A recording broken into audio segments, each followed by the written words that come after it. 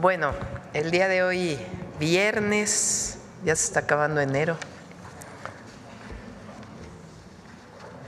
Hoy nos va a presentar Jesús Ramírez el cierre de los foros del Plan Nacional de Desarrollo y qué continúa, cómo estamos incorporando las opiniones, propuestas de la gente, de la ciudadanía para fortalecer el plan. Está con nosotros también Noemí, que ayer se nos hizo tarde y ya no presentamos Mujeres en la Historia, y también Bulmaro para Suave Patria. Entonces vamos a empezar con el Plan Nacional de Desarrollo y luego contestamos sus preguntas. Adelante, Jesús.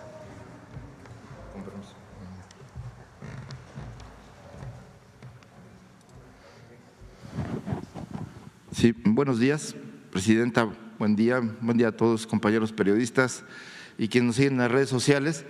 Pues se cumplió el plazo de la participación ciudadana para la integración del Plan Nacional de Desarrollo, como lo indica la Constitución, y solo vamos a recordar brevemente qué es este proceso del Plan Nacional de Desarrollo, que es la guía del gobierno para cumplir sus compromisos, para establecer, digamos, las soluciones a los problemas, las preocupaciones, reivindicaciones y aspiraciones del pueblo mexicano a lo largo de estos 6 años y la forma en cómo se va a ejecutar el gasto.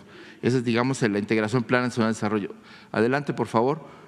Entonces, decir que hay un sistema nacional de planeación democrática que ordena el artículo 26, y de tal manera que al programa de gobierno, al proyecto de nación que en un inicio defendió la presidenta cuando fue candidata y los compromisos que adquirió, se integra, digamos, los 14 repúblicas, que son los 14 temas que incluyen sus propuestas, los 100 compromisos que se presentaron al inicio, el primer día de la administración, y pues a todo esto se suma, con la participación de la ciudadanía, las propuestas que van a fortalecer y enriquecer el Plan Nacional de Desarrollo. Entonces, del 6 de enero al 19 de enero se llevaron a cabo la mayor parte de los foros de consulta en las 32 entidades. En ellas participaron organizaciones obreras, campesinas, de la sociedad civil, pueblos originarios, instituciones académicas, investigadores, organismos empresariales, jóvenes, mujeres, personas adultas mayores, personas con discapacidad y, bueno, pues todos estos foros organizados por todas las dependencias del gobierno federal para lograr que se llevaran a cabo en las 32 entidades. Entonces, bajo la coordinación de la Presidencia de la República, ahí se va a redactar, una vez recogidas las propuestas de que sean, ahorita vamos a informar cuántas, ya ayer terminamos la recopilación de las propuestas, tanto en línea como en los foros, y el número resultó muy interesante. Y bueno, después de que se recuperen estas propuestas, se integrará un documento, digamos un documento primero que, digamos, tiene una parte de principios ideológica de lo que es el proyecto de nación, los principios que guían la acción del gobierno, junto con las acciones que va a llevar a cabo para atender los compromisos, para atender las reivindicaciones y para cumplir con la Constitución. Y una tercera parte del documento es, digamos, propiamente el aterrizaje técnico, presupuestal de cada una de las dependencias, de cómo se va a atender los temas nacionales. Y que al final, una vez entregado a la Cámara de Diputados, antes de que se cumpla el final del mes de febrero, pues tiene que publicarse en el Diario Oficial de la Federación y después a través de la Secretaría de Hacienda y la Cámara de Diputados pues se va a dar seguimiento al cumplimiento de todos los compromisos, metas y todos los programas que considera el Plan Nacional de Desarrollo. Entonces ahora sí vamos a informar, este es el proceso del Plan Nacional de Desarrollo y vamos a informar cómo fue este proceso, que fue muy participativo, que tiene novedades y que pues por primera vez mucha gente se sintió pues convocada, invitada y sobre todo pues con mucho ánimo de participación. Decir que la planeación de este país pues tiene antecedentes. El primer Plan Nacional de Desarrollo, por así decirlo, fue el Plan Sexenal del general Lázaro Cárdenas, que es la primera idea de ordenar la acción del gobierno en torno a estos objetivos generales, al cumplimiento de la Constitución y entonces al cumplimiento de las reivindicaciones sociales del pueblo de México que durante la Revolución Mexicana se expresaron. Y entonces este plan pues incluía la reforma agraria, la recuperación de los recursos del subsuelo en manos de la nación, el fortalecimiento de la democracia sindical y del mejoramiento de la vida de los trabajadores y de los campesinos. En fin, todo eso que hizo el general Lázaro Cárdenas lo visualizó y lo estableció en el plan sexenal. Y a partir de ese plan sexenal, cada administración ha hecho y diseñado un plan nacional de desarrollo. Ha tenido diferentes nombres, pero al final se estableció que en la Constitución se le llamara Plan Nacional de Desarrollo. Entonces vamos a ver cómo fue este proceso tan rico. Solo recordar, la otra presentación por favor, solo recordar que por primera vez se está consultando a los pueblos originarios, a los 68 pueblos que tiene este país, que forman parte de su diversidad cultural y que a partir de septiembre se les reconoce derechos plenos de la reforma constitucional que presentó el expresidente Andrés Manuel López Obrador y que a partir de esa reforma constitucional que reconoce como sujetos de derecho público, pues ya adquieren otro tipo de derechos que ya se reflejan en los planes de gobierno y que el gobierno de la presidenta Claudia Sheinbaum ya incluso estableció un presupuesto especial para el ejercicio desde las comunidades para la atención a los problemas y a los planes que tienen cada una de las comunidades y pueblos indígenas. Entonces, pues se rompió récord de participación, hubo 57 foros, todavía hay 2 más pendientes, un en Oaxaca y que nos pidieron por un proceso de consulta de los pueblos originarios, es el único que queda pendiente. Pero bueno, se hicieron ya 57 foros presenciales en los 32 estados y ya haciendo el recuento de los participantes, fueron 53,000 personas que participaron en este proceso de reflexión, de propuestas y de discusión sobre los temas, los diferentes temas que involucran al país, que involucran a la sociedad y que 22,000 de ellos participaron de manera virtual, o sea, hubo conexión, hubo transmisión directa de todos los foros, todavía en las redes sociales, quien quiera consultar qué se discutió, qué se dijo, cómo fue, incluso cuánta gente participó, ahí está por un lado en la página de Planeando Juntos y en las redes sociales de las diferentes dependencias, ahí quedó establecida la memoria de este proceso de consulta. Entonces, es una cantidad bastante considerable de personas que a lo largo y ancho del país participaron, 53,621 personas. Lo que sigue, por favor. También es inédito el hecho de que se recibieron 10,526 propuestas. Dicho sea de paso, en cada uno de los foros, de los 47 foros que se hicieron, hubo participación, mesas especiales para los temas de los pueblos originarios, para el tema de los derechos de las mujeres, de la igualdad sustantiva y el tema de la tecnología, porque era un tema transversal, pero también temas como las personas con discapacidad se incluyeron en todos los foros bueno, no en todos los foros, pero en casi todos los foros hubo participación sobre estos temas. Entonces, de las 10,526 propuestas, pues están incluidas en los ejes generales del Plan Nacional de Desarrollo, que es gobernanza con justicia y participación ciudadana, desarrollo con bienestar y humanismo, economía moral y trabajo y desarrollo sustentable, así como lo que decía de los ejes transversales que atraviesan todas las políticas públicas. Lo que sigue, por favor. Entonces, aquí, de tal manera que con las propuestas que encajan en este esquema, es como se va a integrar el Plan Nacional de Desarrollo. Entonces, un agradecimiento pues a los ciudadanos que participaron, a las organizaciones que elaboraron, a los académicos que hicieron su trabajo de pues hacer propuestas, pensar, hacer diagnósticos y sobre todo a las dependencias que pues se abocaron a organizar con la participación y ayuda de los gobiernos locales de los 32 estados. Los gobiernos se involucraron en la participación y la organización de estos foros de consulta. Y bueno, pues esto es lo que podemos informar de manera muy puntual. Muchas gracias a todos los que participaron y tengan la plena conciencia y sobre todo pues la certeza de que sus propuestas están siendo tomadas en cuenta, están siendo sistematizadas, son muchas. Hay unas muy elaboradas y hay otras que son propuestas mucho más sencillas, pero que pues encajan en el plan general, y de tal manera que podemos decir que el Plan Nacional de Desarrollo pues está siendo elaborado con la participación pues, de todos los sectores del país. Gracias. Gracias. Noemí, ¿quieres de una vez presentar? Gracias, con permiso, presidente. Muy buenos días a todas y todos.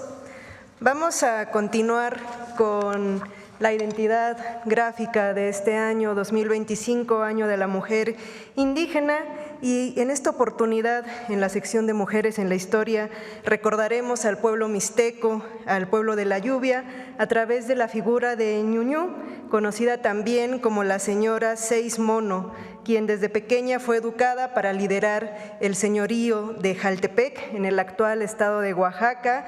Es una mujer que no dudó en defender a su pueblo ante el expansionismo de un señor de la guerra llamado Ocho Venado. Es una historia muy interesante y bueno, vamos a remontarnos al actual Oaxaca. Por favor.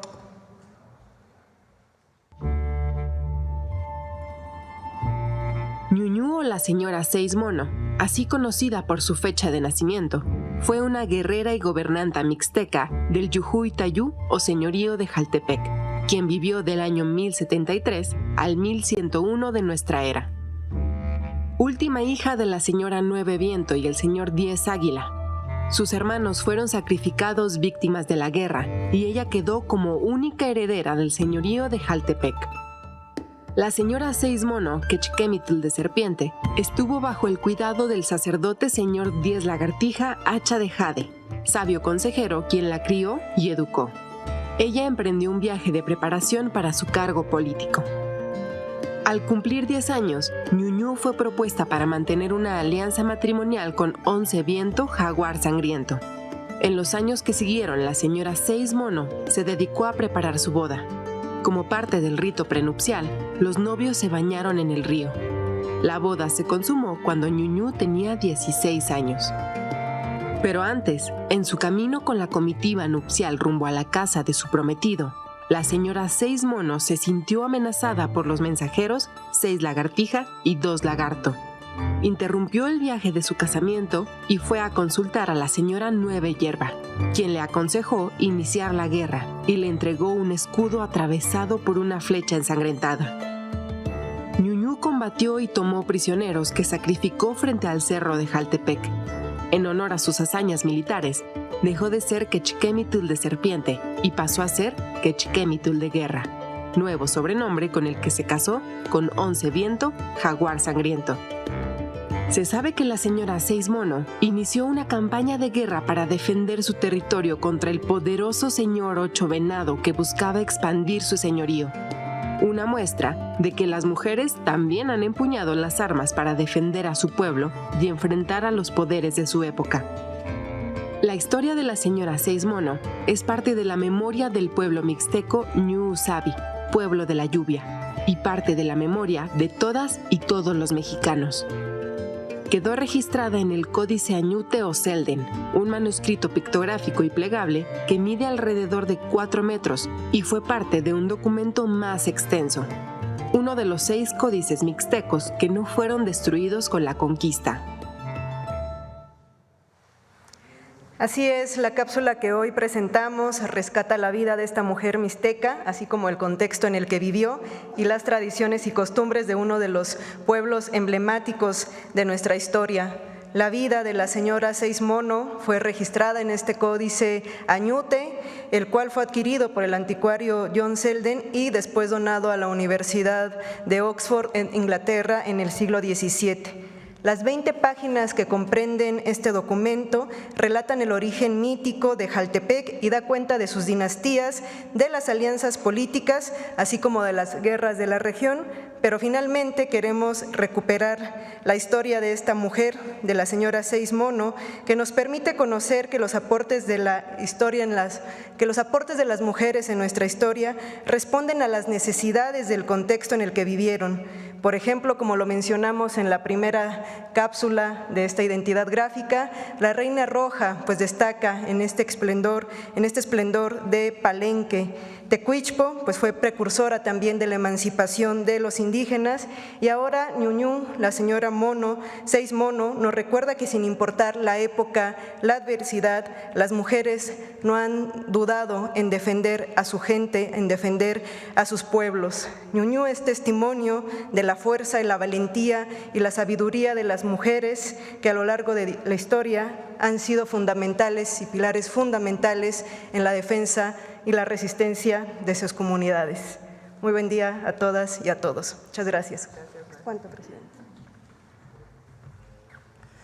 Muy bien, vamos adelante. Acá.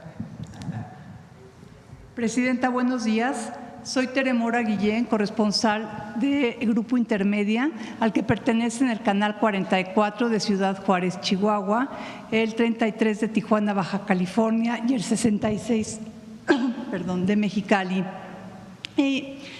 Tengo dos preguntas. Primero, en casos concretos de Baja California y Chihuahua, en donde Grupo Intermedia tiene canales de televisión y con el propósito de apoyar las acciones del gobierno federal, ¿cuántos albergues se tienen contemplados y cómo se tiene garantizado el abasto de alimentos, la electricidad, agua y contarán con calefacción ante las inclemencias del tiempo? ¿Y estos albergues qué capacidad van a tener? A ver si me presentan a ver si está la presentación que hizo Rosicela, el día que presentaron aquí los centros de atención que le llamamos.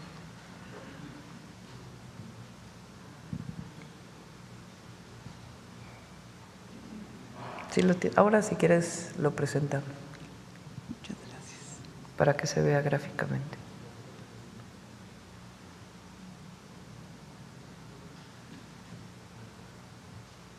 Si quieres vamos con la siguiente y ahora… La siguiente pregunta, Presidenta, al ser considerados los cárteles como organizaciones terroristas, ¿se entiende que persona u organización vinculado directa o indirectamente con algún cártel está bajo investigación directa, esté donde esté, por parte del gobierno estadounidense?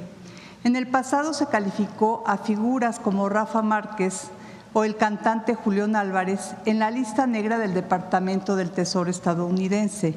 ¿Qué medidas tomará el Gobierno de México ante futuros casos como estos, Presidenta? Todavía no está el decreto que firma el presidente Trump. Establece un periodo para el análisis de, en caso de que definieran a una organización como terrorista, cuál sería y sus consecuencias de esta definición. Nosotros tenemos un equipo de abogados que está haciendo el análisis por las implicaciones diversas que pudiera tener. ¿Qué estamos haciendo para combatir a estas organizaciones delictivas? Porque el tema aquí no es si estamos… si ayuda, vamos a ponerlo así, la definición de organizaciones terroristas más allá de la propia definición a combatir a estas organizaciones. Esa es, digamos, la pregunta. ¿Y cuáles serían las implicaciones? Porque finalmente, ¿qué es lo que ha manifestado públicamente el presidente Trump? Que no quiere que llegue fentanilo a los Estados Unidos. Pues nosotros no solo no queremos que llegue fentanilo a Estados Unidos, sino no queremos que llegue a ningún lado. O sea, nosotros estamos combatiendo a estos grupos criminales y lo que queremos es la colaboración y la coordinación. Las decisiones unilaterales no ayudan Lo que ayuda es la colaboración. Entonces, lo que estamos haciendo es un análisis jurídico de qué implicaciones tendría para pues, diversas organizaciones que no están vinculadas y que pudieran con esta decisión generar un problema económico, digamos, y en todo caso hacerle un planteamiento a Estados Unidos, que es lo que estamos trabajando, de cómo colaborar juntos, cómo coordinarnos para disminuir la violencia en México, evitar el tráfico de armas de Estados Unidos a México y al mismo tiempo pues evitar que llegue esta droga a los Estados Unidos o a cualquier joven de cualquier lugar del mundo. Entonces, ¿qué estamos haciendo nosotros? La campaña contra el fentanilo, el trabajo del Gabinete de Seguridad, que es muy importante, la incautación histórica que se ha hecho de esta droga y otras drogas como las metanfetaminas y otras drogas, y el planteamiento es la coordinación, la colaboración en el ámbito del respeto mutuo y el respeto a nuestras soberanías. Y además tenemos un grupo de análisis de abogados que está haciendo estos análisis. Entonces, ¿cuál es el mensaje? Es ¿ayuda o no esta definición a evitar que el fentanilo llegue a cualquier joven de cualquier lugar del mundo? ¿Y ayuda esta definición a combatir a estos grupos criminales o no? Y en eso es en lo que estamos trabajando y en esta comunicación que estamos teniendo con el gobierno de Estados Unidos y que se va a fortalecer una vez que, digamos, se asiente el gobierno de Estados Unidos, que lleva, ¿qué? 4 días, ¿no? 5 días, desde el lunes, y que pues ya habrá los grupos de trabajo de alto nivel conjunto que nos permita colaborar, coordinarnos para la construcción de la paz en nuestro país, evitar la entrada de armas a México, evitar la llegada de fentanilo a cualquier lugar, a cualquier joven, a cualquier persona, y al mismo tiempo pues ir construyendo la seguridad y la paz con justicia. Muchas gracias, Vamos a ver si están los albergues. Nada más el mapa, que por cierto ahí estaba mal puesto Mexicali y Tijuana. Ahí está. En Baja California son 2 centros de atención que tienen en algunos lugares más espacios para albergues, o sea, porque albergues que te quedas ahí, ¿no? Y el objetivo no es que permanezcan ahí mucho tiempo las familias, depende de ellos, es voluntario o la persona, sino que los podamos trasladar ya con un empleo y todos los apoyos que se están dando a su lugar de origen o a donde ellos decidan. Entonces son 2 en Baja California, Tijuana y Mexicali, 1 en Nogales, Sonora, 1 en Ciudad Juárez, 1 en Nueva Rosita, en Coahuila, 1 en El Carmen, Nuevo León, y 3 en Tamaulipas, Matamoros, Reynosa, Nuevo Laredo. Hay personal de las distintas secretarías, se están montando estos centros de atención, esperemos que estén listos este fin de semana, y el lunes ya también incluso podemos presentarlos aquí, podemos mostrarlos, y la idea es que quien decida regresar de manera voluntaria o que por alguna razón sea deportado, podamos recibirlo con este programa que se llama México te abraza. Muchas gracias, Presidenta. Perdón, una última pregunta para Jesús Ramírez. En estos foros en los que ha participado la ciudadanía, Jesús, para el próximo Plan Nacional de Desarrollo, ¿cuáles son los rubros por los que más interés ha mostrado la ciudadanía, Jesús, al participar?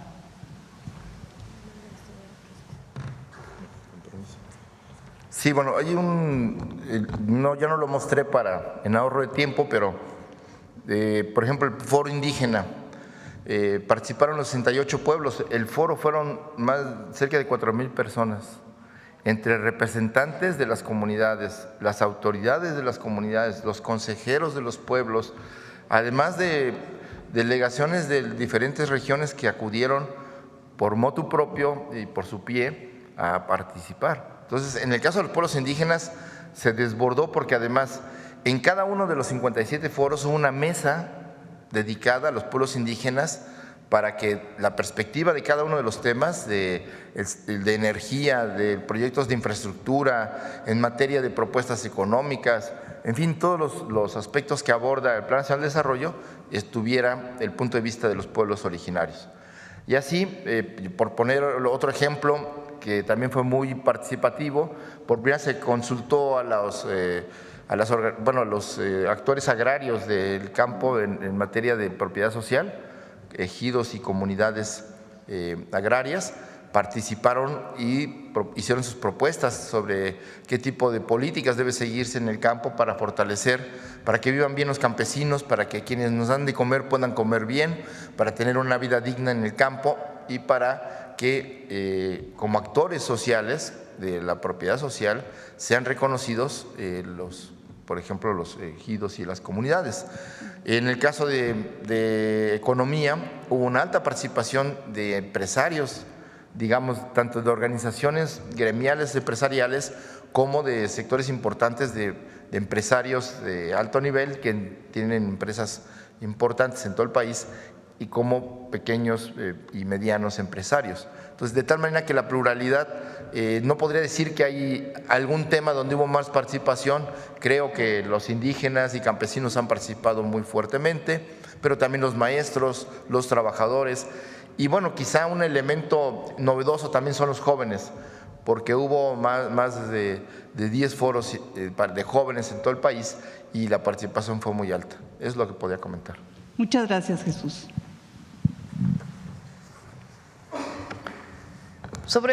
Me quedé con sobre este tema que preguntaste de catalogar a algún grupo criminal como terrorista. Nosotros consideramos que no ayuda, sino que lo que ayuda sería la colaboración y la coordinación conjunta. Y nosotros tenemos una estrategia integral. Y en esa estrategia integral puede haber colaboración y coordinación. Ahora, es importante también lo que hemos estado manifestando.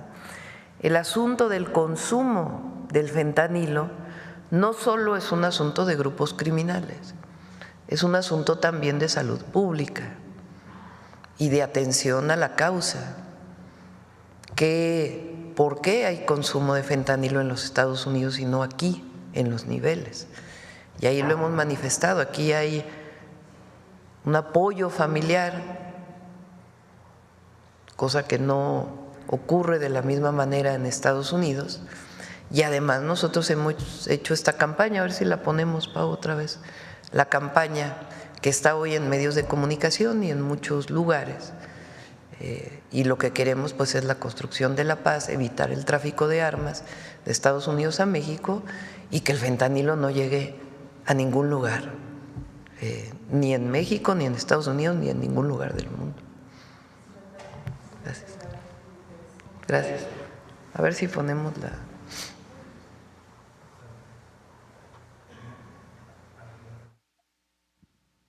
El fentanilo te mata y lo ponen en otras drogas para engancharte. Te destruye los músculos y el cuerpo, causa paranoia y pensamientos suicidas. Provoca paros respiratorios y ataques cardíacos. Mata tus neuronas y el cerebro. Aléjate de las drogas. Elige ser feliz. Si necesitas ayuda, llama a la línea de la vida, 800-911-2000. Gobierno de México. Adelante. Muchas gracias, Presidenta. Buenos días. Luis Ángel Marín, de la cadena Radio Resultados. Sobre el tema, primero, preguntarle a Jesús, hablaba Jesús de pues que el foro del tema de las comunidades indígenas y afromexicanas había sido los más concurridos. Preguntarle si las propuestas, ¿hay alguna que hable acerca del respeto a las tradiciones, a los dialectos, a las lenguas, pero sin dejar de que haya progreso en las comunidades. No sé si hubo un tema que tenga que ver con eso, sería mi primera pregunta. Esta idea de que el progreso va en contra o por encima, vamos a ponerlo así, de las comunidades indígenas, nosotros no estamos de acuerdo con ellos. Esta idea de hace mucho tiempo de que el progreso tenía que ver con dejar de ser una comunidad originaria, y no, pues nosotros hablamos de progreso con justicia, y la justicia tiene que ver con la recuperación, el reconocimiento de los pueblos originarios y de los pueblos indígenas. ¿Qué sería? No seríamos lo que somos como país si no fuera por las culturas originarias. Entonces, cuando hay una obra en algún lugar, ¿qué es lo que se hace? Una consulta. Ayer comentábamos que uno de las experiencias muy reveladoras de cómo la Cuarta Transformación trabaja de una manera distinta es la presa del Zapotillo, en Jalisco. Es una presa que estuvo la obra abandonada durante mucho tiempo y que era importante para llevar agua a la zona metropolitana de Guadalajara y a las comunidades cercanas. ¿Qué se hacía antes? Pues con la represión se movía a las comunidades, muchas de ellas que iban a ser inundadas por una presa. ¿Qué se hizo ahora? Se trabajó con las comunidades. Se logró una innovación tecnológica en la cortina de una presa que hoy tiene ventanas para evitar las inundaciones. Se logró un plan de justicia con todas las comunidades, reconociendo su origen, sus necesidades, su cultura, todo. Entonces, esta visión de que el progreso va por encima de las comunidades es una visión muy antigua con la que no estamos de acuerdo. Muchas gracias, Presidenta. No sé si quieres agregar algo. Gracias. Sí, nada más abonando lo que dice la Presidenta, que creo me parece importante. Hay quienes piensan que defender el maíz, que defender las culturas, defender las formas de vestir o los textiles, las aportaciones estéticas de los pueblos, la visión de los pueblos, su lengua, son elementos del pasado. Yo creo que hay que pensar que la modernidad tiene que ver también con la historia y con el origen cultural de los pueblos, y que la modernidad es justo reconocer ese origen y potenciarlo hacia el futuro, pues a través de las nuevas tecnologías, a través del respeto y el reconocimiento de los derechos plenos de los pueblos. Y un elemento central que sí estuvo presente en ese foro fue la defensa y protección de los diferentes maíces nativos de México, no solo como un grano que dio origen a las civilizaciones, que permitió la sobrevivencia y la resistencia de los pueblos, sino como un elemento de alimento para el pueblo de México que, libre de transgénicos, garantiza pues que pueda consumirse de manera segura para alimentar a la gente. Entonces, ese son, junto con la idea del ejercicio presupuestal que van a hacer los pueblos por primera vez en la historia, en 500 años, los pueblos originarios ahora van a tener un presupuesto propio, y eso fue parte del debate, cómo lo garantizar, cómo las autoridades indígenas le van a poner el ejemplo a las autoridades formales de nivel municipal, estatal y federal en el ejercicio democrático de un presupuesto que será vigilado por las asambleas de cada pueblo. Entonces, había un debate de que la obligación moral, el ejemplo que tenían que poner los pueblos que iban a por primera vez recibir este presupuesto, pues era un elemento central de la ética de los pueblos frente al resto de la sociedad, para demostrar que no son un signo de atraso, sino por el contrario, son un elemento que le aporta y enriquece a la sociedad mexicana, y que con la visión del mundo y su arraigo a la tierra, pues permiten también una visión de futuro para la nación. Gracias. Gracias, sí, muy importante siempre respetar la esencia de nuestras culturas, de la par del progreso. Presidente, en otro tema, la Cámara de Diputados está hablando de reajustar el presupuesto 2025 por el tema de la llegada de migrantes. ¿Ya se ha hablado en qué rubro sería el ajuste? No es necesario. Está contemplado en presupuestos para alguna emergencia. O sea, hay una partida presupuestal para alguna emergencia. y entre ello puede ser la consideración de centros de atención, de albergues, entonces no es necesaria ninguna modificación. ¿Se quedará tal cual el presupuesto 2020? Sí. Muy bien. Presidente, en otro tema pues, relacionado con lo que ha pasado con Donald Trump, hay reacciones a nivel mundial. En el foro de Davos, ayer el Ministerio de China hablaba de lo complicado que sería una guerra comercial. Decían que nadie gana en una guerra comercial. Y el día de ayer, la directora general de la OMC, Ngozi Okonjo, hablaba también de esto, que es complicado, que una guerra comercial tendría consecuencias catastróficas para el crecimiento mundial. ¿Cuál sería su comentario al respecto? Pues yo no veo una guerra comercial. Bueno, esto en referencia a lo que pretende Donald Trump con Canadá, con México, con China también. Bueno, ayer habló de otra manera de México, por cierto. Sí, ya cambió un poco, afortunadamente, sí. El tema. Ahí sí. Habló de eso, gracias. Sí. Bueno, el presidente Trump tiene su visión del uso de los aranceles, tanto económica como frente a una negociación con un país. En el caso de México,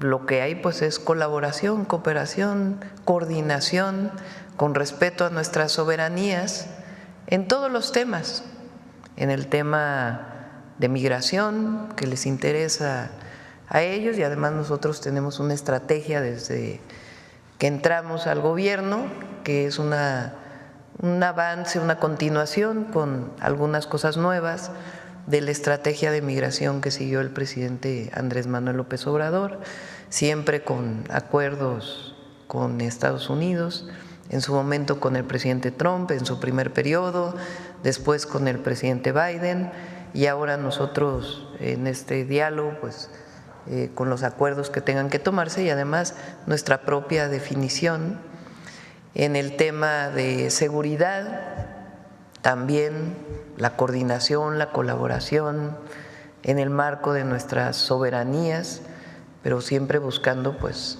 los objetivos comunes en el marco de cada uno, y nuestra visión de que la atención a las causas es fundamental, además de disminuir la impunidad en esta estrategia de 4 ejes. Y en el tema comercial, pues como lo he dicho, el decreto que él firma en este tema en particular con México plantea pues que inicie la revisión del tratado, que tiene su revisión en el 2026.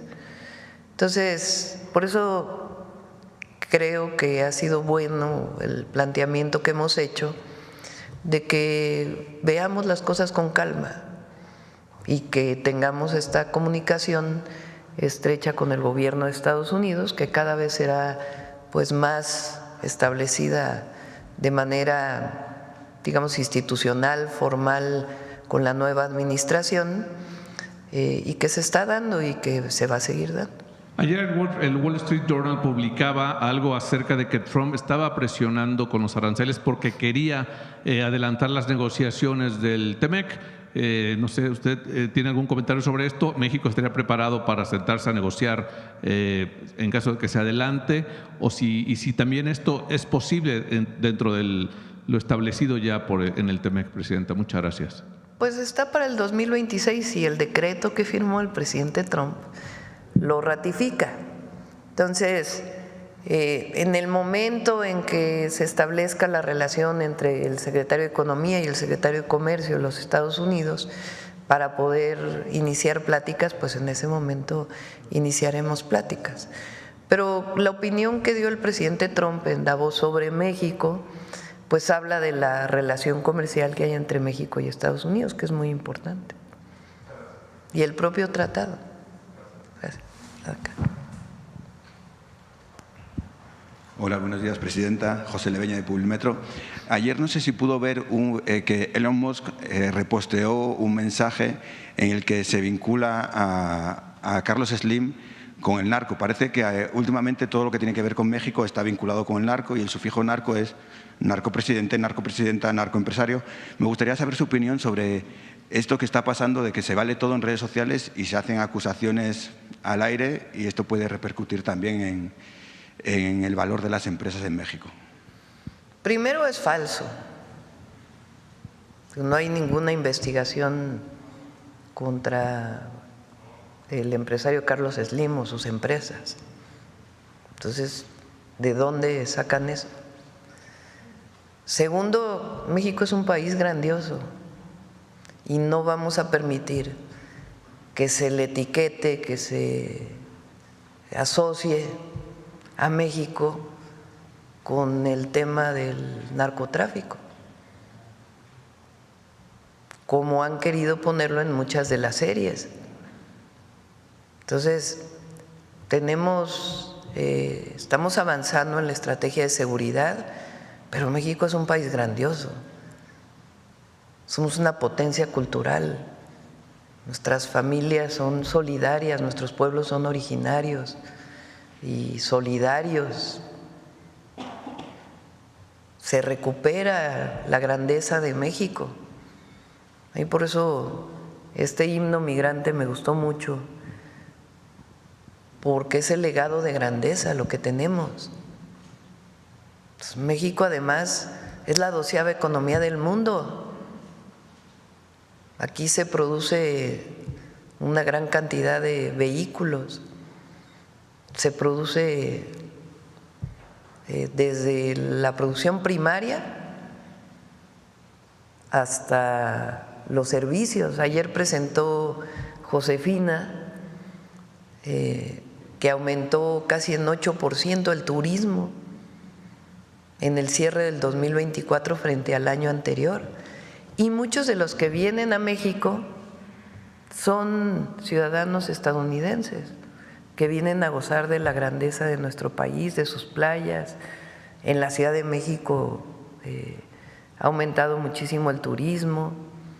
Entonces, México es un país grandioso y tenemos que estar muy orgullosos. Y este asunto de que en una red social se ponga una palomita, un corazón a algo que es falso, pues no ayuda. Entonces, y aquí también hay muy buenos empresarios en México y empresarias que invierten todos los días en nuestro país. Entonces, no estamos de acuerdo con eso. Y la defensa de México siempre, de quienes somos, y además, repetimos, es falso, tan es falso, pues que no hay ninguna investigación en ningún lugar del mundo.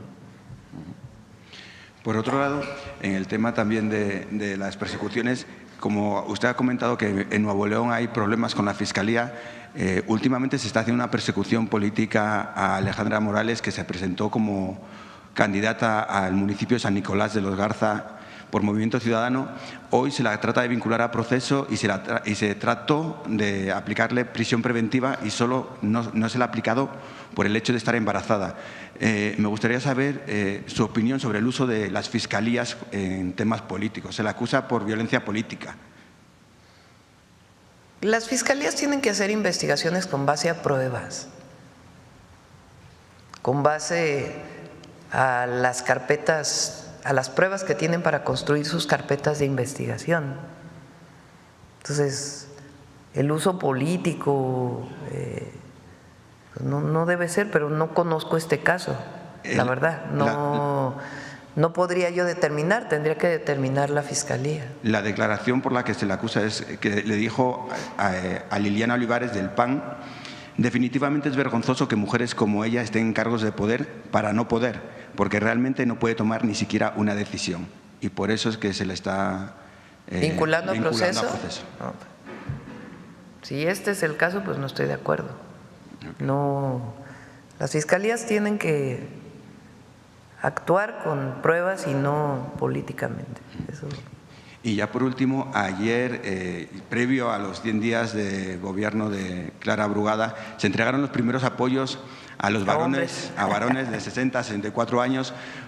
Usted lo prometió el 1 de octubre, habló que se iba a aplicar. ¿Cuándo se va a extender al resto del país? Porque estoy seguro que muchos varones están deseando. Bueno, a ver, el programa, y así lo defiendo yo, es para mujeres. Los estados pueden, por supuesto, dar la parte que le corresponde a los varones. ¿Y por qué? Las mujeres hemos estado vinculadas a los cuidados, no porque deba ser así, siempre lo aclaro. Tenemos que colaborar en el cuidado del hogar, en el cuidado de los hijos, la pareja, porque hay distintas parejas, pero en particular en la pareja hombre-mujer, pues tienen que colaborar los dos en el hogar. Esta idea de catalogar, de orientar a que las mujeres somos las que tenemos que lavar los trastes, trapear, llevar a los hijos a la escuela, cuidarlos, es esta idea del pasado de que la mujer era la que se quedaba en el hogar y el hombre salía a trabajar. Todos tenemos que colaborar en el trabajo de los cuidados, pero las mujeres hemos sido las que estamos vinculadas a los cuidados. Entonces, lo digo así siempre en las asambleas desde la campaña y lo pregunto al auditorio en las asambleas, ¿quiénes somos las que nos dedicamos al cuidado de los hijos? Y unánimemente varones y mujeres dicen las mujeres. ¿Quiénes somos las que principalmente estamos cuidando del hogar? Las mujeres. ¿Quiénes somos las que, de broma siempre digo, cuidamos hasta los maridos? Sí, porque es algo que parece que esa es la tarea que se nos ha dado y la hemos desarrollado, repito, no porque sea correcta, pero así ha sido. Entonces, el apoyo que estamos dando, el apoyo de Mujeres Bienestar de 60 a 64, tiene que ver con el reconocimiento de ese trabajo, porque es un trabajo no remunerado, es un trabajo que muchas veces está asociado a dobles o triples jornadas para la mujer, y entonces es un reconocimiento a ese trabajo que hemos hecho las mujeres. Y además permite que las mujeres tengan un apoyo económico que a veces no tienen porque esperan que la pareja le dé el recurso para poder tener sus propios gastos. Y en este caso, aunque es poco recurso, pues es para ellas, para que ellas decidan en qué lo utilizan directamente. Entonces, es parte de este sistema de cuidados que estamos desarrollando, que tiene que ver también con los CESIs de los que hemos hablado, para que las mujeres puedan trabajar y puedan dejar a sus hijos en un lugar seguro, educativo, de cuidados. Entonces, a nivel nacional va a ser para las mujeres. En el caso de la Ciudad de México, Clara tomó la decisión de que fuera universal.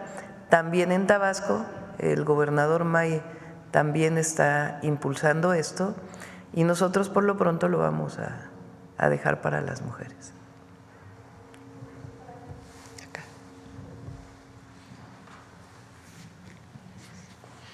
Muy buenos días, doctora Janet Galindo, de Grupo Transmedia La Chispa. Primeramente, quisiera saber, en cuanto a este Plan Nacional de Desarrollo, en torno a la participación de los jóvenes, ¿qué porcentaje aproximadamente fue la participación de los jóvenes?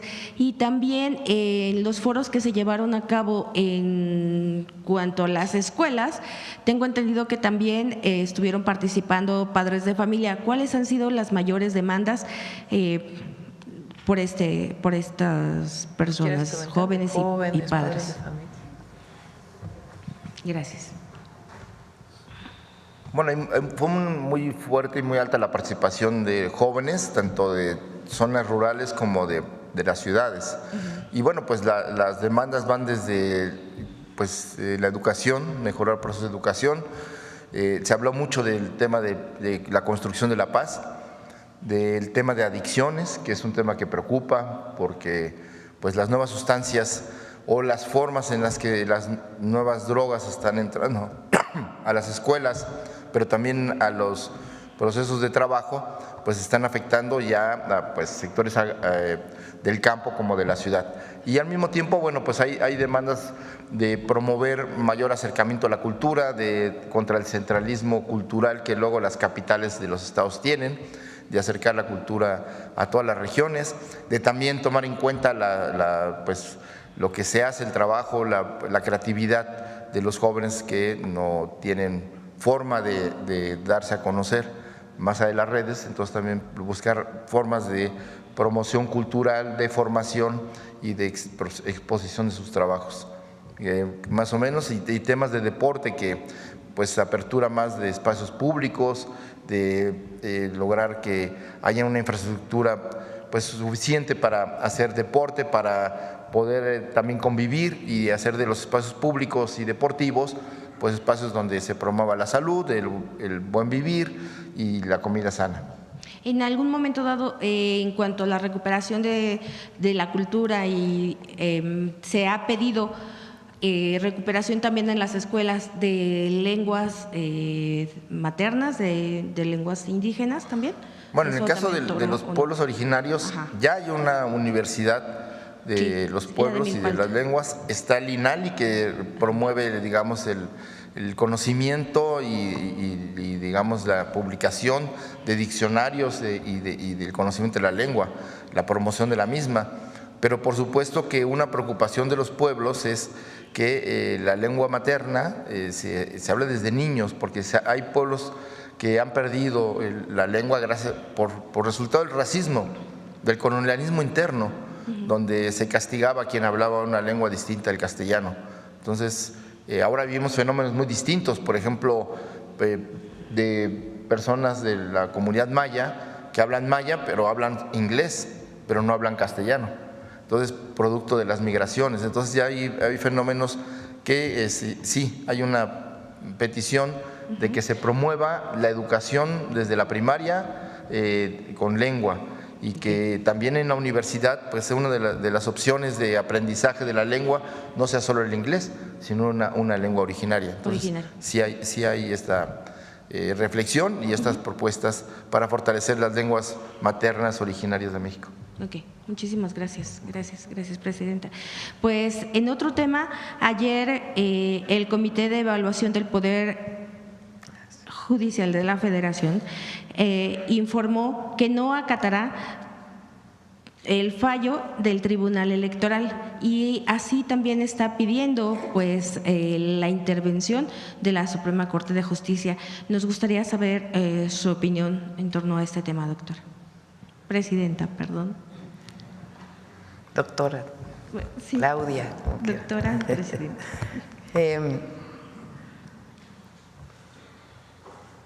Se empeña el Poder Judicial o algunos ministros y ministras de la Corte en que no salga la elección, nada más que ellos ya se van en agosto. Ahora, ¿qué pienso? Que hay que resguardar los derechos de quienes se inscribieron. Digamos, ya el Tribunal Electoral definirá qué procede en el caso de esta negativa. A nosotros nos parece realmente absurdo porque ¿por qué abren esa es la pregunta? Abren la convocatoria, nombran a su comité, ponen reglas, porque los amparos pues supuestamente ya venían, ¿no? Y a la mitad del proceso lo cierran. Hay que preguntarse por qué, a quién afectan. Pues a las personas que se inscribieron con el Poder Judicial. ¿Qué pretenden? ¿Que no siga el proceso? Eso no va a ocurrir.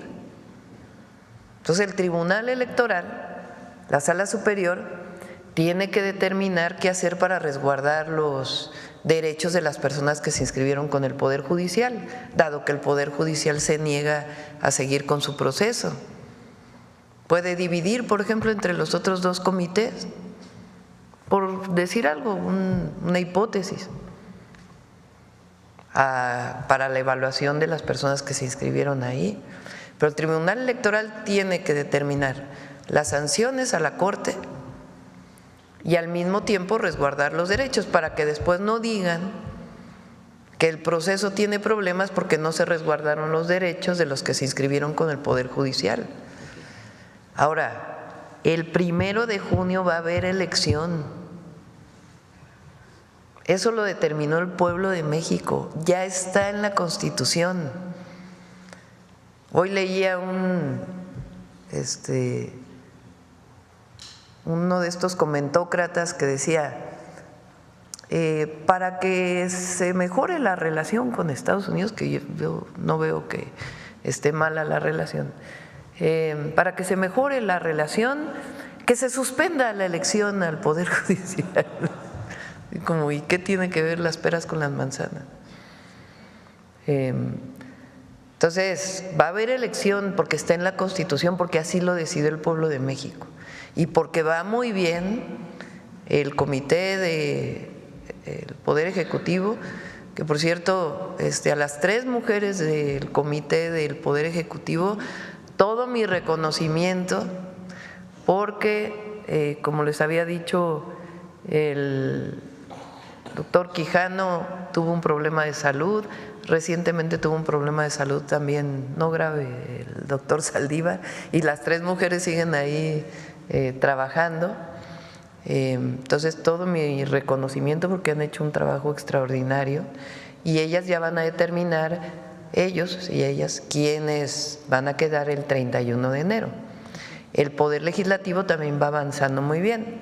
El Poder Judicial, pues que el tribunal diga, porque quedan pocos días, de una vez que resuelva qué va a ocurrir para salvaguardar los derechos de quienes se inscribieron en el Poder Judicial y luego no digan que tiene problemas todo el proceso porque no se resguardaron los derechos. Entonces, que resuelva y a lo mejor los otros 2 comités pueden ayudar. Y ya sobre los ministros y ministra de la Corte que no quieren, pues digo ya, lo bueno es que ya en agosto ya deja su espacio para que entre un nuevo Poder Judicial elegido por el pueblo de México. Muchísimas gracias. Y en otro tema, no sé si nos pudiera comentar o profundizar un poquito más sobre la llamada que tuvo ayer con el presidente de Brasil, con Lula da Silva, cuáles fueron los temas de mayor trascendencia. Muchísimas Hablamos gracias. Él hizo la llamada y agradezco mucho. El presidente Lula es pues un hombre extraordinario que es un símbolo no solamente de Brasil y la lucha progresista, sino también de América Latina. Entonces hablamos de la situación actual, se solidarizó con las y los mexicanos que viven en Estados Unidos, a lo cual le agradecí, y platicamos un poco de cómo veíamos la CELAC. La CELAC es pues una unión de todos los países de América Latina y el Caribe que toma decisiones por consenso. En marzo deja la presidenta Xiomara la presidencia y entra el presidente Petro, de cómo fortalecer esta organización, nuestra solidaridad con Panamá. Hablamos de varios de estos temas y también de temas bilaterales, educativos, culturales, de la relación con Brasil. Me invitó a que asistiera a Brasil, le dije que pues ya le agradecía muchísimo y ya lo veríamos, y también pues evidentemente la invitación a que pudiera venir el presidente Lula, pero ya lo iremos viendo. Gracias.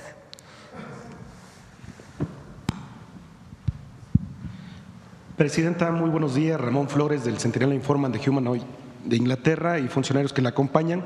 Retomando el tema del compañero de la Fiscalía de Nuevo León, existe en el estado de Nuevo León una tremenda crisis de seguridad jurídica que se ha ido agudizando a medida que las fuerzas políticas predominantes siguen tratando de tener mayoría en el Congreso local para conservar el control de la Fiscalía General de Justicia y el Tribunal Superior de Justicia y con ello impedirle al Poder Ejecutivo que pueda gobernar. Ambas instituciones de procuración de justicia están controladas de manera mafiosa por los partidos de oposición en aquella entidad, por el PRI y por el PAN. Hasta nuestra redacción llegan constantemente denuncias de violaciones a los derechos humanos de los neoleonenses perpetradas por los funcionarios de la Fiscalía, quienes en contubernio con los jueces penales siembran el terror de las personas que tienen la desgracia de acudir a dichas instancias. Como botón de muestra le traigo en esta ocasión el caso de una conocida empresa familiar con más de 70 años de servicio, la cual está siendo afectada por el actuar faccioso de la Fiscalía General de Justicia en complicidad con el Poder Judicial de dicho estado. Esto debido a que es del dominio público que estas instituciones son controladas por personajes políticos y funcionarios desde cuyos espacios de poder están alineados al priista Adrián de la Garza Santos, actual presidente municipal de la ciudad de Monterrey, capital del estado, quien aspira a ser el siguiente gobernador. Es del conocimiento por parte del Foro de Abogados que este personaje político, Adrián de la Garza Santos, es quien controla y dirige estas instituciones de justicia al grado de despojar a familias neoleonesas de sus bienes, quien usa a su hermano Filiberto de la Garza Santos y a su sobrino Filiberto de la Garza, ambos de profesión abogados, quienes fabricando delitos en perjuicio de ciudadanos de dicha localidad con el apoyo y contubernio de los titulares de tales instituciones para así lograr su cometido. Tenemos documentado, ahorita le voy a pasar todos los documentos a Paulina, que un asunto de carácter mercantil suscitado entre dos hermanos que disputan derechos societarios de la empresa, Adrián de la Garza, el presidente municipal, así como su hermano y sobrino, contra todo derecho, lo convirtieron en un asunto penal, acusando a uno de los hermanos de cometer el supuesto delito de despojo de la empresa familiar, siendo que dicho hermano es dueño del 50% de la empresa. El mecanismo que usan para apropiarse de grandes cantidades de dinero, propiedades y valores consiste en presentar denuncias y de inmediato decretan el aseguramiento de los bienes.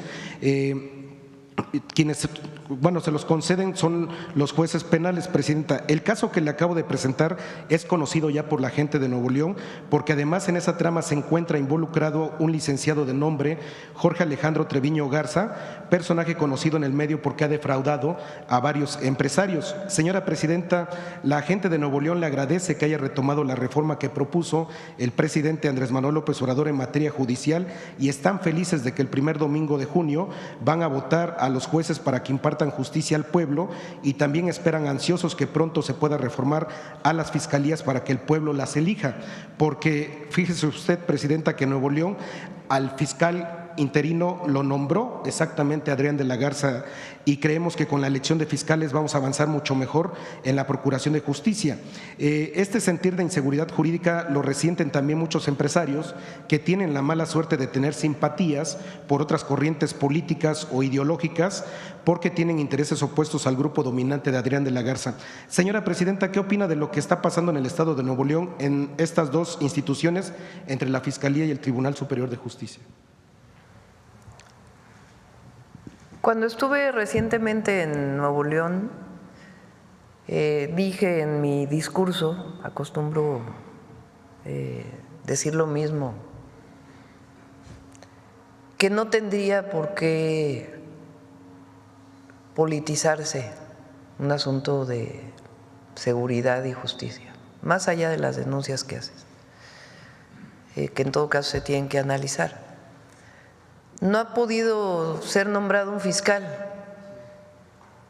entonces hay un fiscal interino y hay muy poca coordinación entre la Fiscalía y la Fuerza Civil de Nuevo León. ¿En qué se traduce eso? Pues que han aumentado los homicidios. ¿Y qué le interesa al pueblo de Nuevo León? Pues la seguridad y la justicia. Entonces debería de haber coordinación para garantizar la seguridad y la justicia, más allá de la disputa política que hay en Nuevo León, que en todo caso esa la decide la gente, por quién vota en su momento en la elección. Pero el fiscal interino que esté ahora, si es que no hay acuerdo ahí entre las fuerzas políticas para nombrar un fiscal o una fiscal, pues tienen que dedicarse a su tarea de hacer carpetas de investigación para garantizar la paz y la seguridad. Y tiene que coordinarse, aunque no esté de acuerdo y sea de otro partido político, con el Ejecutivo para garantizar la paz y la seguridad en Nuevo León. Y ahí la coordinación con el Gabinete de Seguridad siempre está. Pero esta disputa de que entre estas fuerzas políticas, pues que lo dejen para el día de la elección, y si son servidores públicos, que se pongan a hacer su trabajo, todos. Presidenta, sobre este mismo tema, estas personas que están siendo afectadas por la Fiscalía y el Tribunal Superior de Justicia podrían ser apoyadas por su secretaria de Gobernación y su Consejería Jurídica para que ya no sufran más injusticias. Sí, Presidenta, que se acerquen a Atención Ciudadana. Ok, ahorita le paso también los datos sí. a Paulina. Presidenta, también sobre otro tema, nosotros estuvimos en Washington, el compañero y un servidor, estuvimos cubriendo la toma de protesta de Donald Trump y del presidente Donald Trump, y muchos colectivos se nos acercaron, y si usted me lo permite, le mandan una carta, porque dice así: Presidenta Claudia Sheinbaum Pardo, Presidenta de los Estados Unidos Mexicanos, estimadísima doctora Sheinbaum, los mexicanos en Estados Unidos nos dirigimos a usted con el más profundo respeto y consideración como ciudadanos mexicanos, preocupados por la situación de nuestros compatriotas. El DGT demanda la revisión de su anterior revisión que él demandó renegociar durante el sexenio del presidente López Obrador, siendo el mismo quien supervisó y aprobó el lenguaje final. Hoy de nuevo demanda ¿El qué, perdón? Sobre el TEMEC. Es lo que están, sí.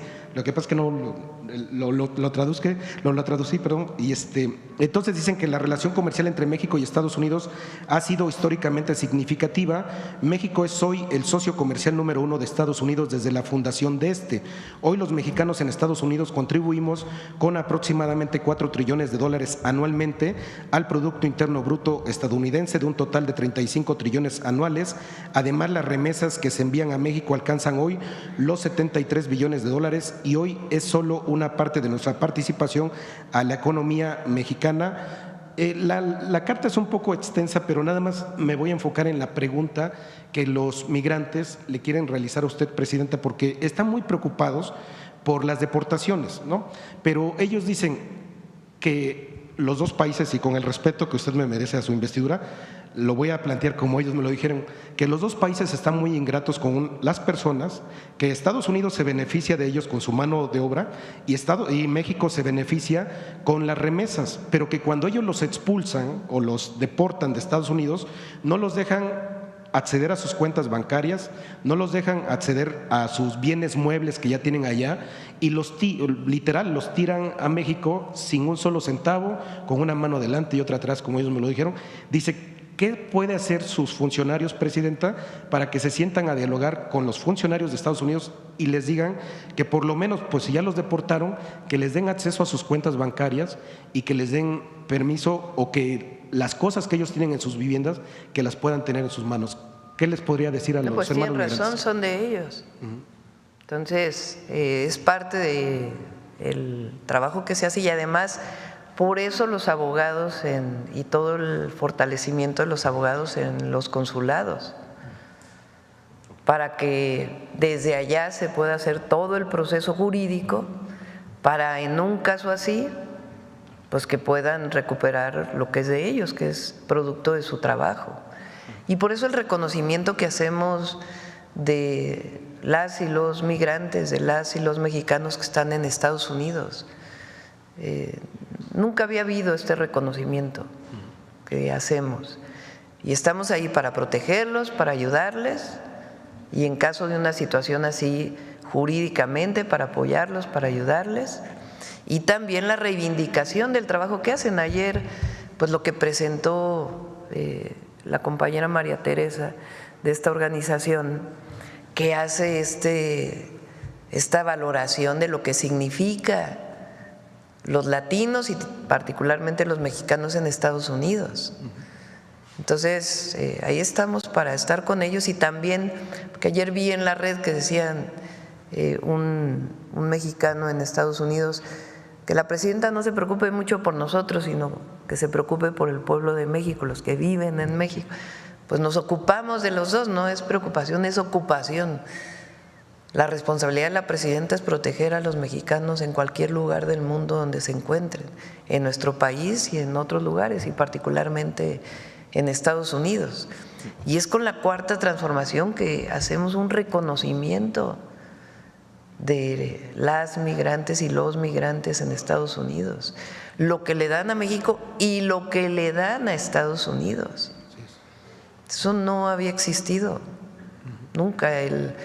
Fíjense, a ver, ¿por qué no pones lo de las deportaciones con los presidentes?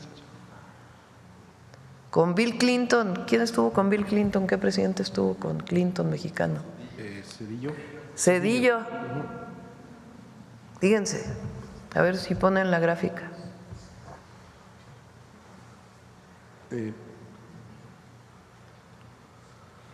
Demócrata. Sí.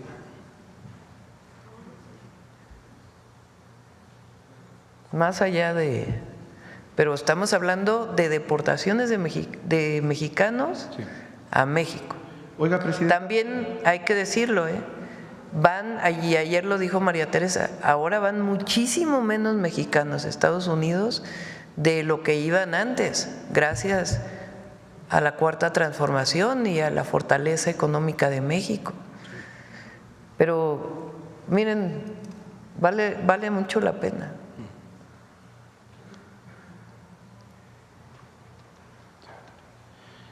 Presidenta, mientras está la imagen, me dejaría enseñarle una imagen de la Casa Blanca que está publicando en estos momentos, donde están criminalizando prácticamente a nuestros hermanos migrantes mexicanos y son menores de edad. ¿Me permite acercarle para que lo vemos ahorita, ¿sí? Si quiere. Okay. Ahorita le pido. Sí, porque están encadenados de manos y de pies y son menores de edad. Por eso hay que ver de qué se trata, porque… Pero es de la Casa Blanca. Hay que ver ahorita de qué se trata. Okay.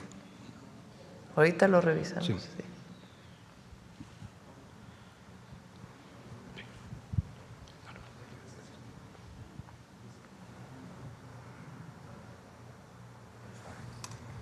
No, es la de los presidentes. Viene con todos los presidentes el número de deportaciones. Ahorita lo revisamos. Sí. Muchas gracias, presidenta. Gracias. Sí.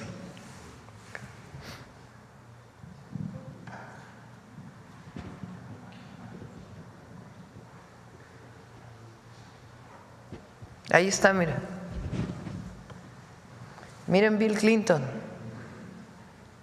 el número de deportaciones de mexicanos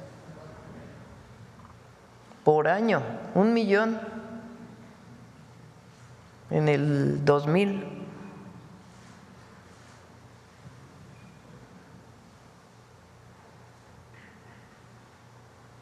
Son 181,000 de los números más bajos, porque ya no llegan más y además solo la comparación, que es importante. ¿Qué dijo Zedillo entonces de los mexicanos? Llegan 2,000 diarios. 2,000 diarios.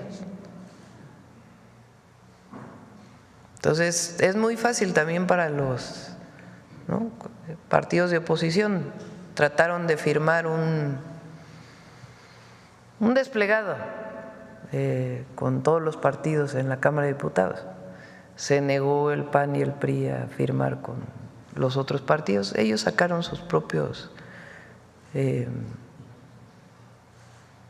comunicados, pero el otro día les dije que les iba a enseñar algo. Se los voy a enseñar. A ver, pongan el libro.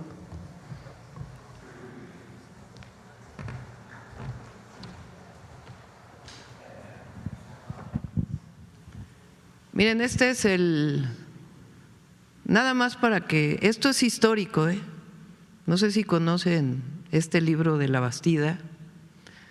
Francisco Labastida Ochoa, La duda sistemática, autobiografía política, epílogo de Luis Rubio. Al final de la jornada electoral, página, a ver qué página es. 218, a ver si corresponde, porque es fíjense, durante esas horas finales hubo mucha tensión al final de la jornada electoral, 2000 estamos hablando, ¿no? La elección de Fox. Me enteré de que el presidente Zedillo estaba grabando un mensaje. Le hablé y no me tomó la llamada. Líbano Sáenz sí me llamó, en parte para conocer cómo iba todo y en parte para disfrazar lo que Zedillo planeaba hacer. Cuando estaba iniciando mi discurso, la transmisión se interrumpió para pasar el mensaje del presidente Zedillo. Como resulta lógico, he reflexionado mucho sobre los hechos. Para los jóvenes, Francisco Labastida era el candidato del PRI a la presidencia de la República en el año 2000. Y como todos sabemos, ganó Fox esa elección. La primera vez que el PRI no ganaba la presidencia y que ganaba el PAN. Como resulta lógico, he reflexionado mucho sobre los hechos que se dieron ese día, como de interrumpir mi intervención cuando estaba dando el mensaje Labastida entre el mensaje de Zedillo. Y me pregunto, ¿fue casual que Zedillo me entregara el partido quebrado financieramente? También dudo de que fuera fortuita la falta de solidaridad al negarse que se difundieran desde mi campaña los logros económicos de su gobierno. No, bueno, sigue después, ¿verdad? Y sus instrucciones a los gobernadores para que torpedearan mis giras. ¿Qué lo motivó a Zedillo para, de acuerdo con este libro, boicotear de alguna manera la campaña de Labastida? ¿Qué lo motivó?, se pregunta Labastida en su libro. La razón principal podría ser esta: cuando el gobierno de Estados Unidos le hizo a México el préstamo de $40,000 millones para afrontar la crisis desatada por el error de diciembre, entre comillas, la crisis económica del 94, negociación que el presidente Zedillo gestionó personalmente. Se le demandó el compromiso, o sea, de parte de Estados Unidos, para prestar los $40,000 millones, dicho por Labastida, que el presidente Zedillo gestionó personalmente. Se le demandó el compromiso de propiciar la transición democrática y que para ello el PRI dejara de gobernar. La ciudadanía así lo quería y él entregara la presidencia a la oposición. No sé si lo conocía. O sea, en este libro, Labastida dice que hubo una negociación entre Estados Unidos, no dice quién,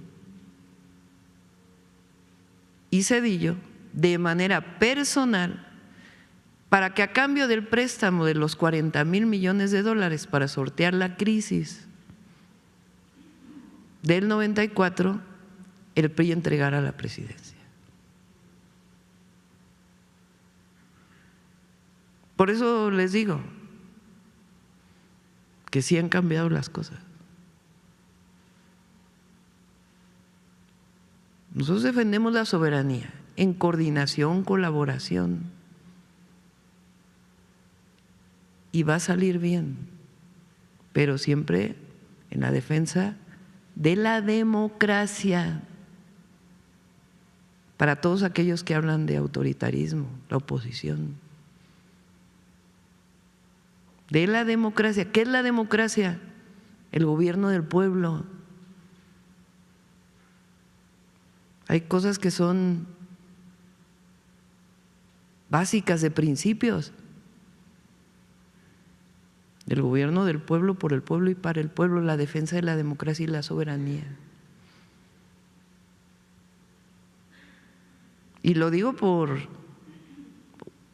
quiénes son los que hablan desde el principio de que se catalogara a los grupos criminales, de que entrara a Estados Unidos.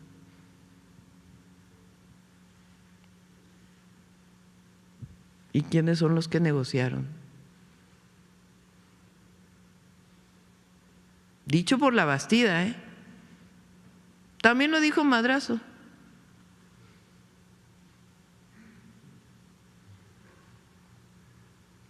Se negoció alternancia con Estados Unidos, Roberto Madrazo, 2015.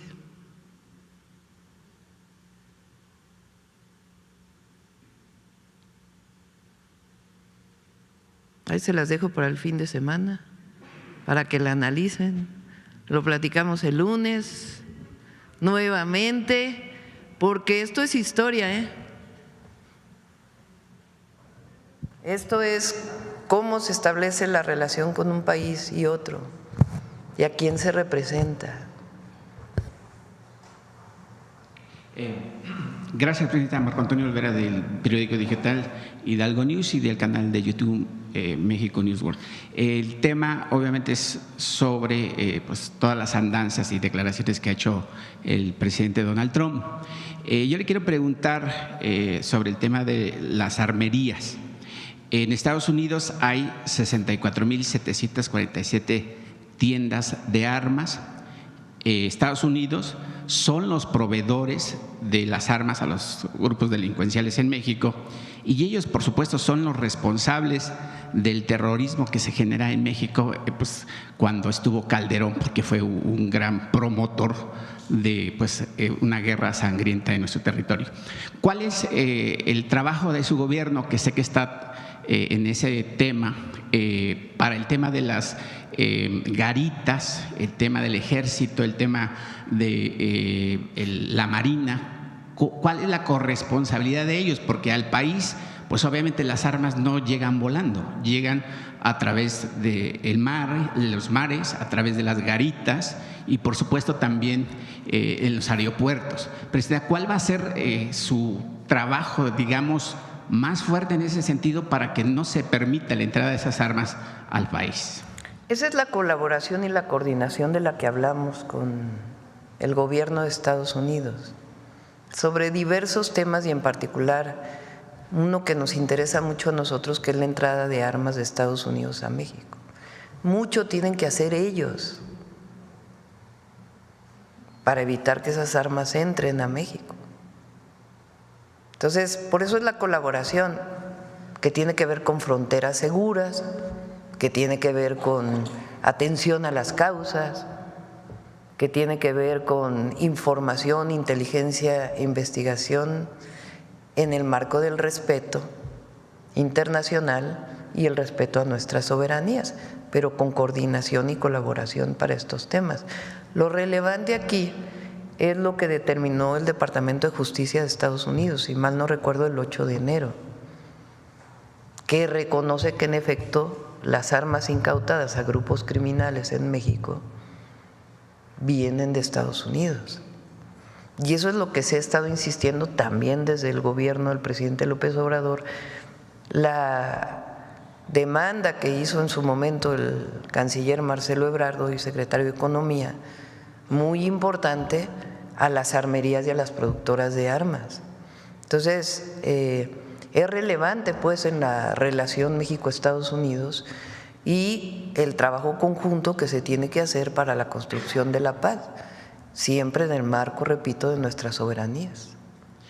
Además de ese convenio, digamos, o ese diálogo abierto de tú a tú de la presidencia que usted encabeza y obviamente Donald Trump, ¿cómo defenderá a México el hecho de que ya no, o sea, nos pueden decir, sí, ya no van a mandar armas, pero al final del día pues los grupos delincuenciales y obviamente los grupos fácticos, pues hacen hasta lo imposible por cumplir sus cometidos, ¿no?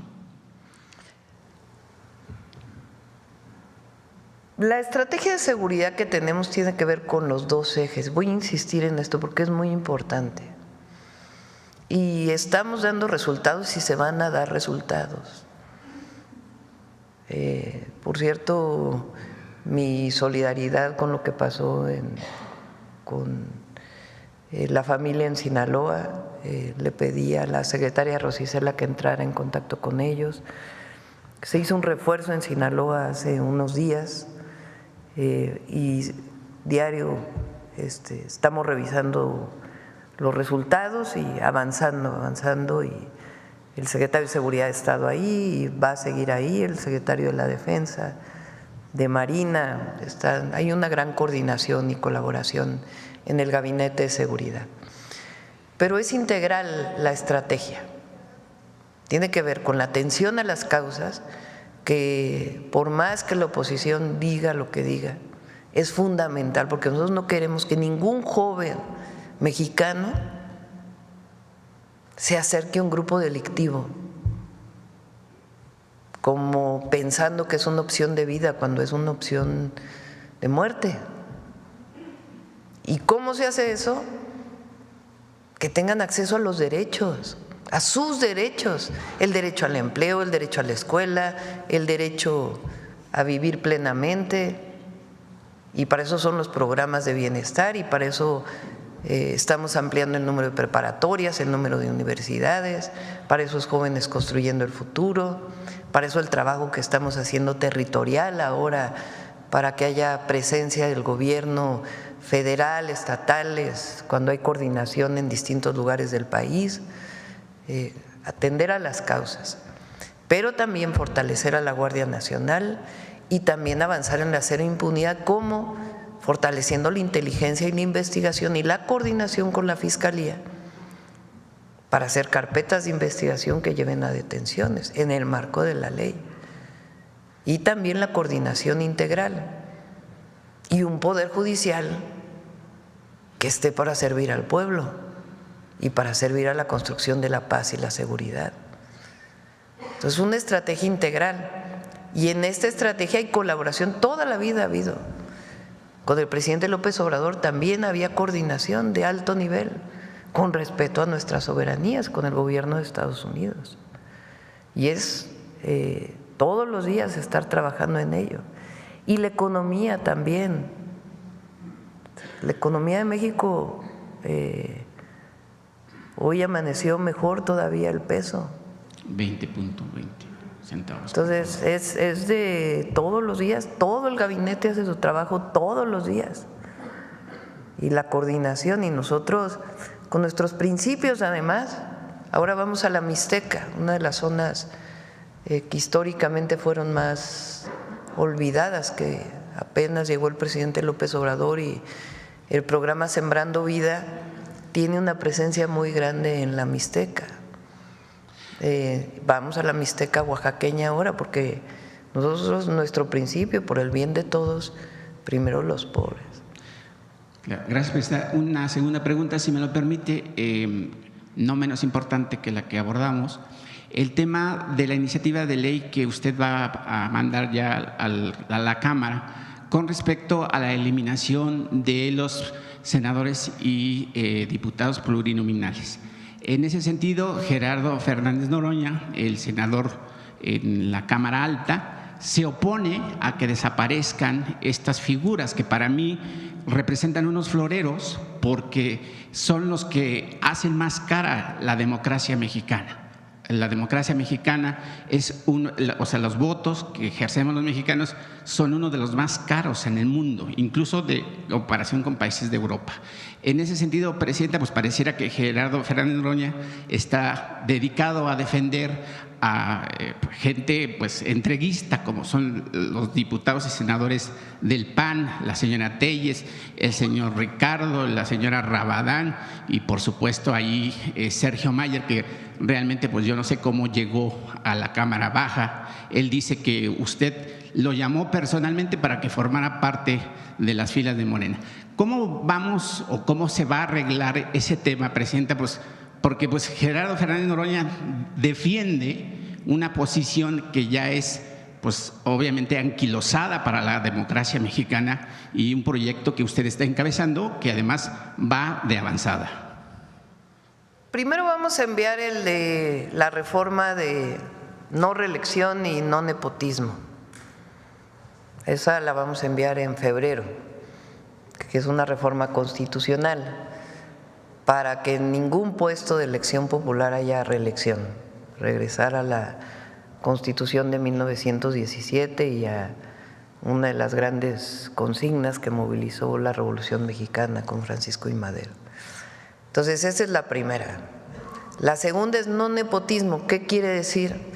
Que en los puestos de elección popular no pueda ser de manera directa en el siguiente periodo la elección de la esposa, el esposo, el hijo, la hija, familiares de manera directa en el siguiente periodo, porque se presta a que haya una continuidad y el uso de recursos para que quede un familiar.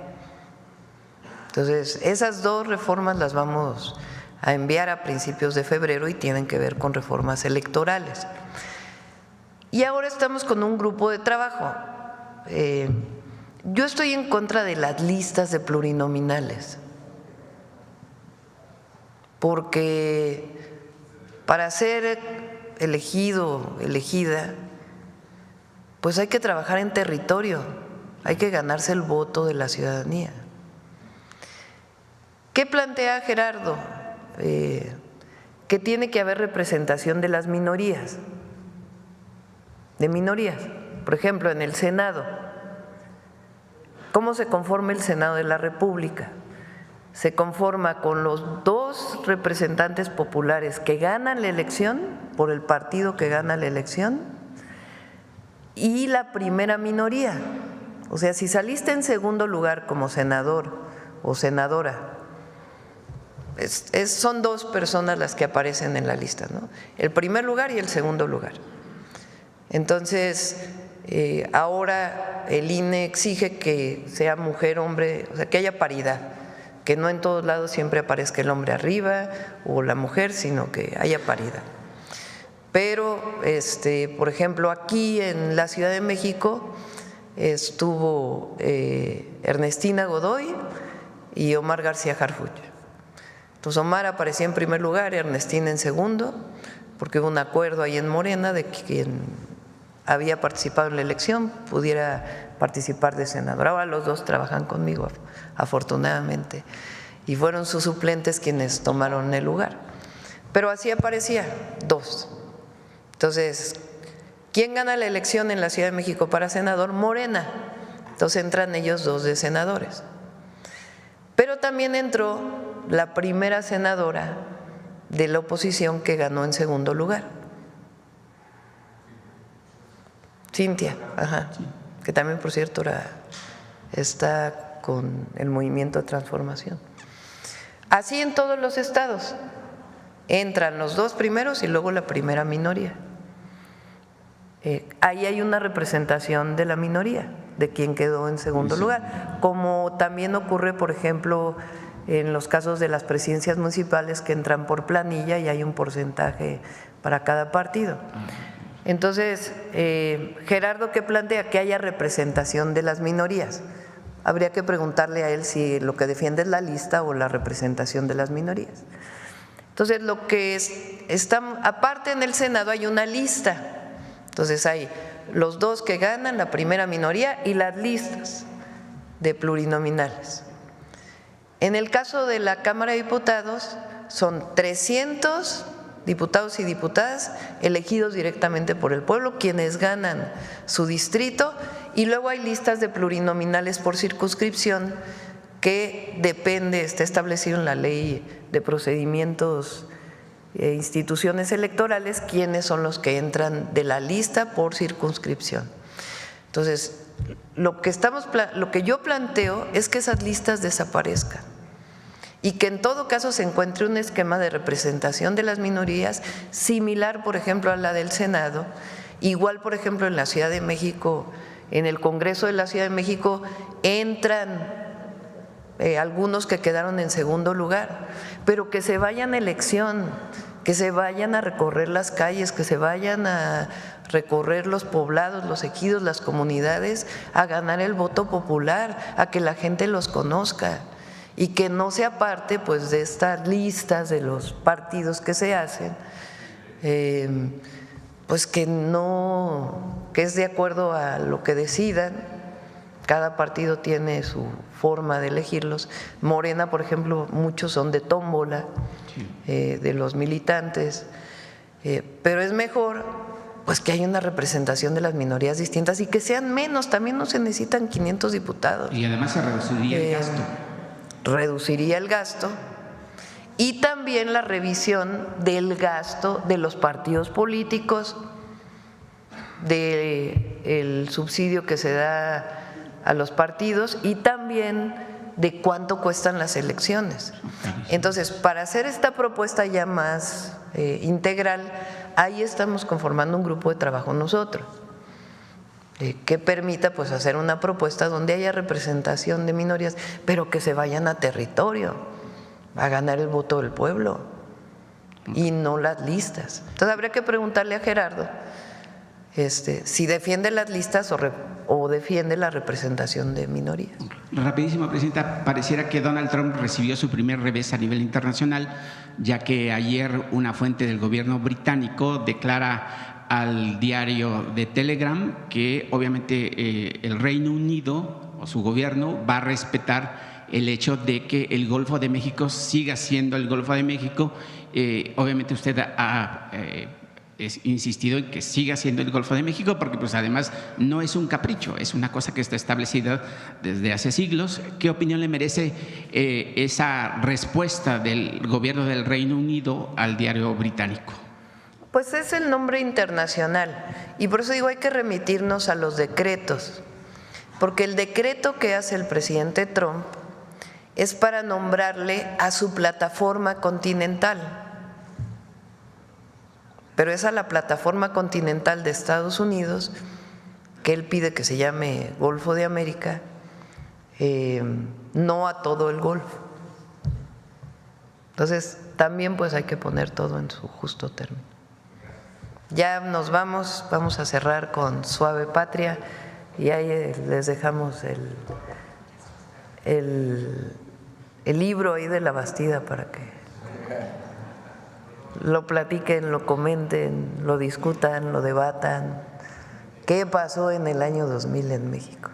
La famosa transición. Sí, adelante. Con su permiso, Presidenta. Tindegno, desde Palacio Nacional. Les acabo de saludar en mazateco, una de las lenguas más habladas aquí en nuestro país. El pueblo de México es reconocido por su fraternalismo. ¿Esto qué quiere decir? Por ejemplo, aquellos que cuidan a las niñas y a los niños, a los adultos mayores, a las personas que están enfermas en cualquiera de las familias. También aquellos que se solidarizan con las catástrofes en desastres naturales. Hoy, viernes, en nuestra Suave Patria, queremos hacer un homenaje al fraternalismo. Si me lo permite, Presidenta, veamos la siguiente cápsula. La operación se llama Rescate California.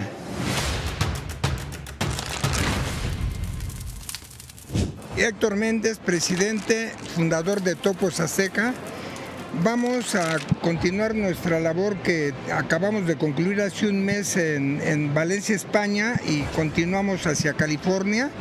Pasamos del problema de las aguas al problema del fuego.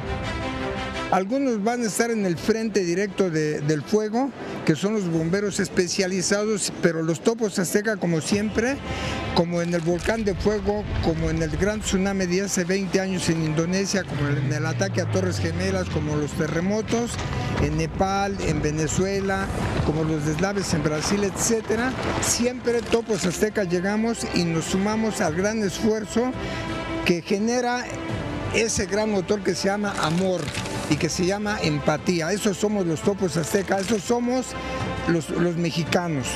El mexicano valiente, el mexicano entregado, el mexicano incansable. Aquí mi hermano con 80 años, yo con 78, y una de las nuevas generaciones, aquí el joven David, de nuestros nuevos valores. ¿Sí? Aquí estamos, la representación de Topos Azteca. Llegar y sumarnos, ¿verdad? Ver en qué más podemos ayudar y hacer las cosas de manera ética, profesional y ayudar a nuestros paisanos y a todos los que estén en esa parte afectada. Con la mira en ir a ayudar a nuestros hermanos, de la nacionalidad que sean y en donde se encuentren. En este caso nos sentimos más comprometidos porque California, como sabemos, es uno de los santuarios mexicanos donde están nuestros hermanos y tenemos que llegar ahora. Tenemos que llegar con toda la representación y la fuerza y el amor de los mexicanos que vivimos en este lado de la frontera. Allá vamos, hermanos, espérenos, los Topos Azteca, como siempre, vamos a ir a unirnos con ustedes a trabajar, a morir.